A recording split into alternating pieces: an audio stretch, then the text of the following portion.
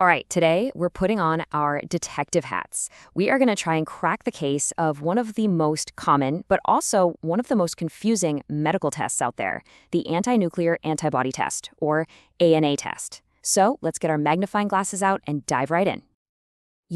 Every investigation has to start somewhere.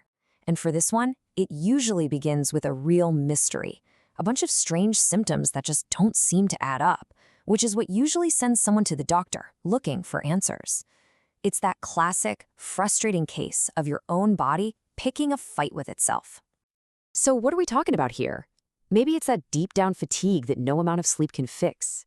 Or what about that nagging arthritis-like pain in your joints?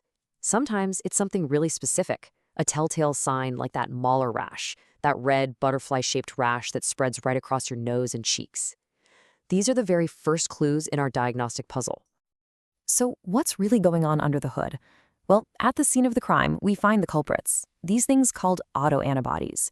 See, your immune system is supposed to be your personal security team, making antibodies to fight off invaders like viruses. But with autoimmune disorders, the security team gets confused. It starts making these autoantibodies that can't tell the difference between friends and foes, so they start attacking your own healthy cells. Okay, so to figure out if this kind of internal battle is even happening, doctors turn to their first and maybe most important clue, the ANA test. The best way to think about this is like a wide-scale police search of a neighborhood. They're just looking for any suspicious activity at all. The ANA test is a blood test, and it's designed to do one thing really well. Find those specific autoantibodies that are targeting the nucleus, the command center, of your own cells. It's our number one most sensitive initial marker for a whole group of conditions we call connective tissue diseases. And when I say sensitive, I mean really sensitive. Get this, something like 95% of people with the autoimmune disease lupus will have a positive ANA test. That's huge. It means a negative result can be a huge sigh of relief because it pretty much takes lupus off the table. That just shows you how powerful this test is as a first step.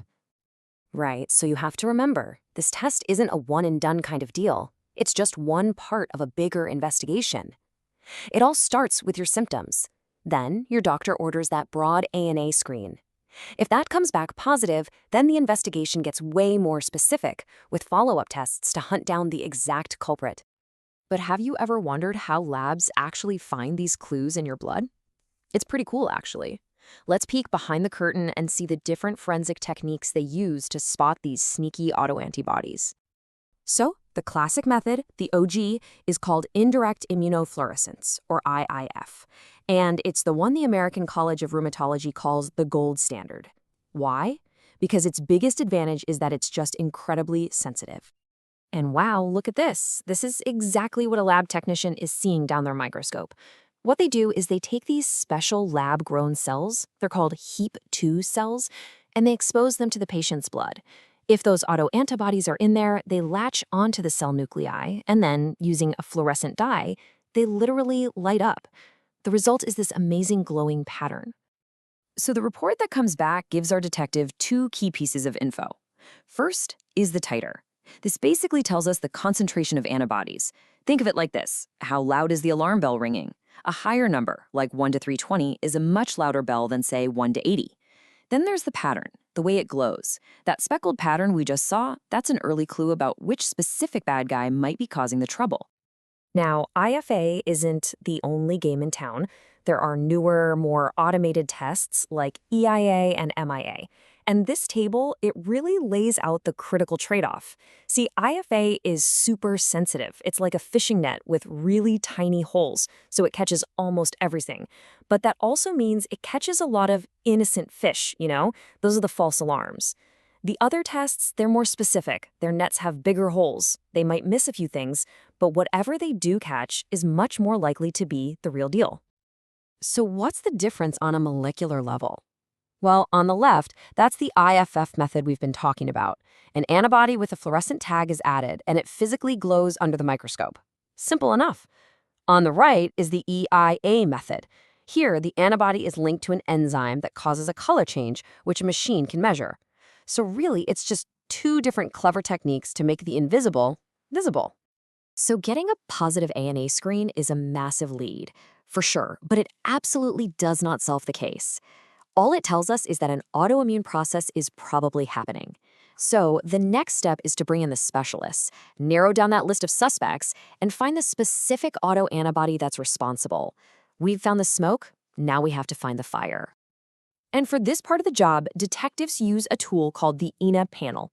ENA just stands for extractable nuclear antigens. This is that follow-up blood test we mentioned, and it doesn't just look for general trouble. No, it hunts for antibodies against very specific proteins inside the cell's nucleus. It's much more targeted. And this brings us to what I like to call the autoantibody most wanted list. It's awesome. The ENA panel basically connects these specific antibodies to different autoimmune diseases. So, for example, if the lab spots anti-dsDNA and anti-SM, bam, the investigation immediately pivots hard towards lupus. If they find anti-SCL70, they're looking at scleroderma.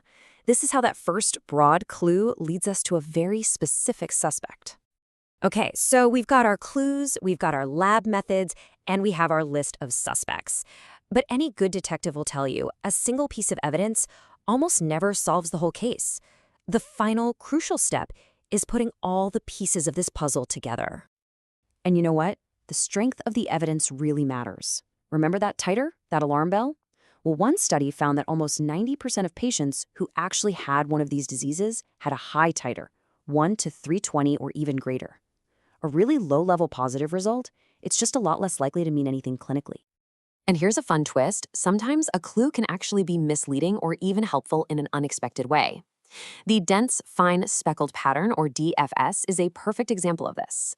It turns out this specific pattern is actually more common in perfectly healthy people.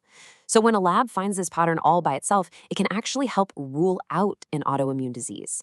It's like finding a solid alibi for your prime suspect. And this, right here, brings us to the most important point of this entire explainer. Lab tests are tools, they're not verdicts. A positive ANA test is not a diagnosis. It is just one piece of evidence that has to be considered alongside those first clues we talked about, the patient's actual real-world symptoms, and a full clinical evaluation by a doctor. Look, by understanding how all this detective work gets done, from those first mysterious symptoms to the final careful diagnosis, it pulls back the curtain on the whole process.